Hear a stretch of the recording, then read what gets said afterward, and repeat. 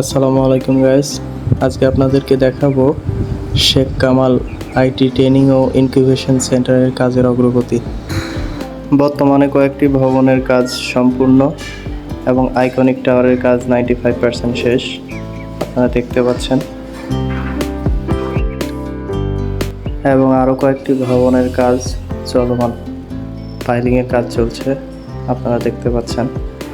এখানে আরও একটি ভবন তৈরি হবে, যার জন্য ফাইল করা হচ্ছে।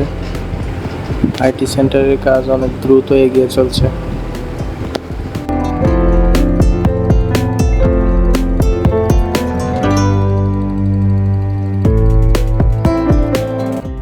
এটা হচ্ছে মেন গেট, এন্ট্রি গেটের রিটেইনিং ওয়াল তৈরি হচ্ছে এবং ওইটা মেন ভবন।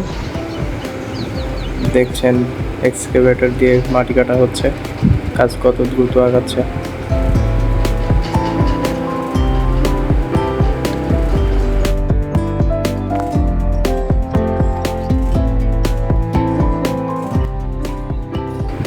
মেন গেটের পাশে আরও একটি নতুন ভবন হবে, তার জন্য পাইলিংয়ের কাজ চলছে।